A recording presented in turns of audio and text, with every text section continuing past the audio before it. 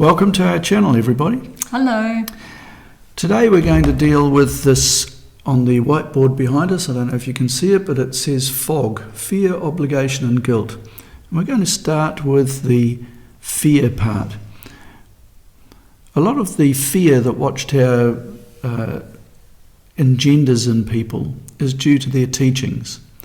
And people take the teachings, JWs do, as being absolutely correct because they come from God. So here's some of the research that I did early on in the piece. One was on organ transplants. And in the December the 22nd, 1949 Awake, that you can see here, it was talking about spare parts for your body. And it said you'd be better off to be disabled or to have impaired sight than to take an eye transplant, for example.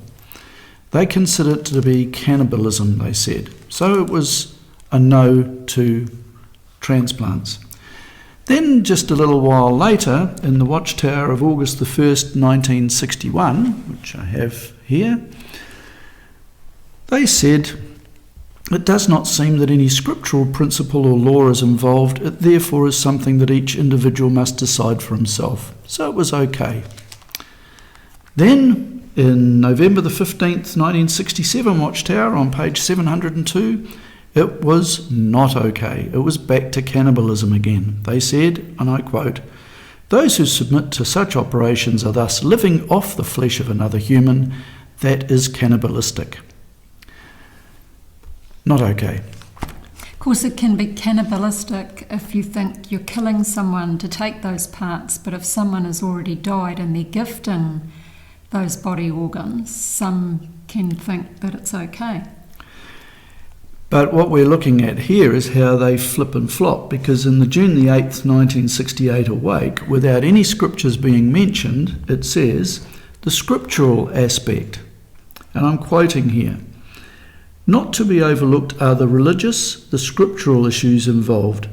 There are those such as the Christian Witnesses of Jehovah who consider all transplants between humans as cannibalism, and is not the utilizing of the flesh of another human for one's own life cannibalistic?" You'll notice that there's no scripture mentioned there. There's no scripture in the whole paragraph.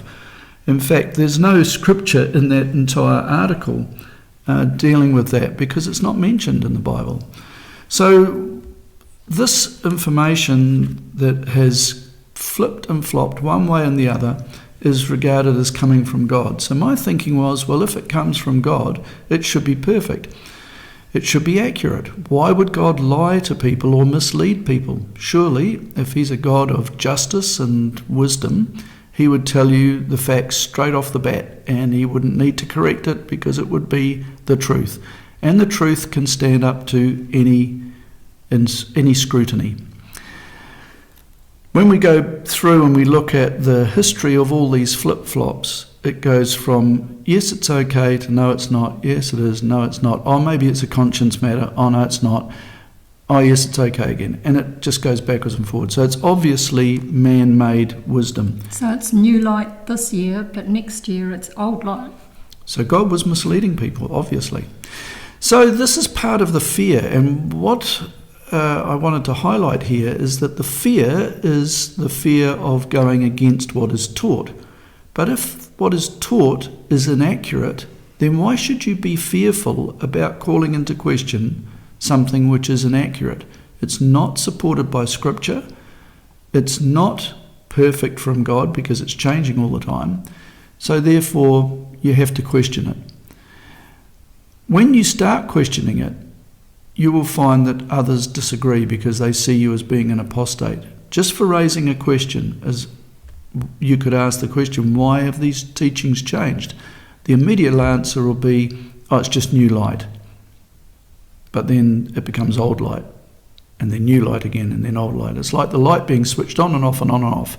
Darkness, light, but there's no continuing things getting brighter, as they would tell you in the publications. So when we started talking to people, we found that they came up with all sorts of stories. We were supposedly starting a new group, and we were going around trying to convince people to join our group. That was quite a long way from the truth, because we were not convinced of the accuracy of the publications, and so we weren't looking at starting a new group. Far from it. We were actually convinced that if God did exist, which we highly doubted, then he must be some sort of a monster. And I'll give you a reason, my reasoning on that. When we started looking into child sexual abuse, we realised that there were thousands of victims of child sexual abuse in Australia alone. Many tens of thousands around the world. No doubt all of these young kids would have prayed to God to have some relief from their molestation. So, if God did not answer their prayers, he's either a real ratbag who doesn't care about kids being molested, or he doesn't have the power to do anything about it, so therefore he's impotent. He is not omnipotent and having all power, because what sort of monster would allow thousands of kids to be molested and not do anything about it? I certainly wouldn't want to worship someone like that. Or like the sand in the Kingdom Hall, how suddenly the sand appeared which they desperately needed to complete their hall, and how many people died in the meantime, but the brothers in the congregation looked upon it as a blessing, a miracle from Jehovah, and yet people died. And what they didn't say was that if you have sand that is blown up onto a beach in a storm and it's got salt in it, and you use that to put into your foundations, you're going to have all your steel rusting and your building's going to fall down. So certainly God couldn't have been looking after them very well if that was the advice that he gave them, use the sand.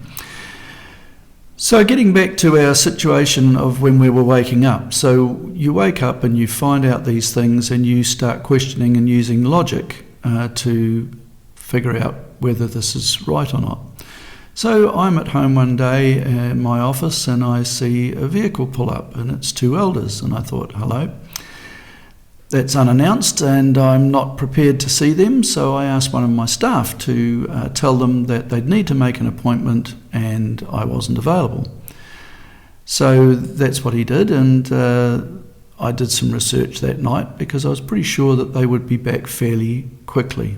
The next day they turned up, again unannounced, no appointment made, and so I went out into the car park to talk to them. The first thing they asked was, well, what are you doing about your dedication to God's organisation? I said, I never made a dedication to God's organisation. They said, oh, but you did. Your baptism was to God's organisation. I said, no, they changed the rules in 1984-85 and they inserted the organisation into the baptism questions. When I got baptised in August of 1968, the questions just said Jehovah and Jesus. Those were the ones that you were dedicating your life to. So I said, my dedication is to Jehovah. And they said, so how do you feel you're living up to your dedication? I said, well, that's between me and God. It's none of your business. I don't accept your authority over me. Then they said to me, well, when are we going to see you back at the meetings? I said, I will never set foot in a Kingdom Hall again. Now, up until this time, I hadn't said anything that they could actually have a go at me at and disfellowship me for.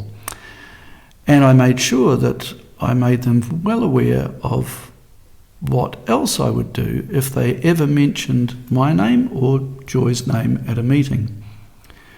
I said to them, if you ever mention our names at a meeting, I have already consulted my lawyer, I have a letter prepared, and I will sue every single one of the elders, including you two, and Watchtower for defamation. And believe me, I will do it. And I repeated that 3 times, just to make sure in the course of this conversation that they were under no illusions as to my intentions. I've never seen anyone since, haven't had a single communication from any of them. So you see, at that point, when I started saying that I would sue them, I saw the fear in their eyes. I saw the power shift from them to me. So fear is all in your mind with these guys. They have the fear because they have the self-appointed position of an elder and they have this organisation behind them.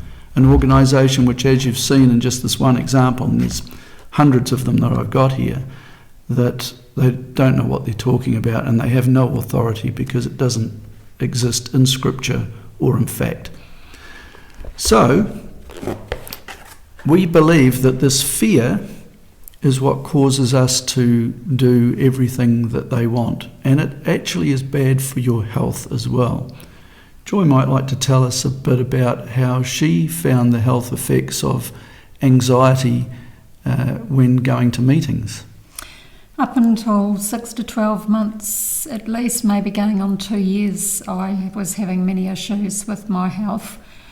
And before going to meetings, you get this fear build up inside you, this stress and tension, and I ended up many times in the bathroom vomiting and always wondered, what the problem was, what the issues were.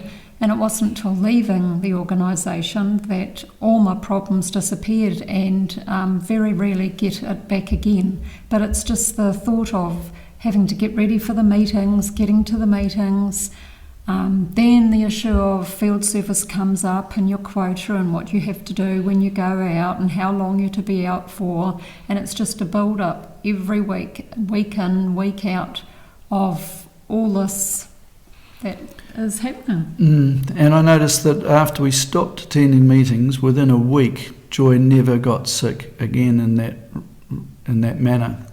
Never had any more vomiting issues. Her anxiety levels dropped. We both became very much more chilled out. My kids mentioned it. Oh, wow, you guys are so laid back. And we started joking and enjoying life and actually getting back to our true selves. So you see, the fear of displeasing others, the fear of not being seen at meetings, the fear of not putting in a field service report, the fear of the elders coming and visiting you, the fear of not being able to make it through Armageddon, the fear of not seeing loved ones again. All of these things are just fear, fear, fear. And it gets you down. And after a period of time, you just find yourself being overwhelmed by fear.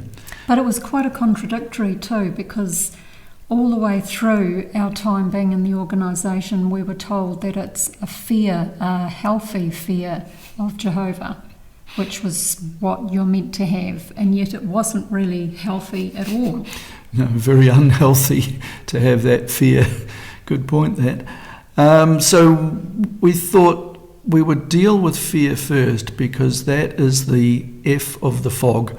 The next one is obligation, and so in our next video we're going to deal with the idea of how you feel obligated to do things, and that's quite a very intensive amount of control, because bear in mind that when you're scared stiff about something happening and then someone puts you under obligation to do things, that obligation is so much stronger because of your fear.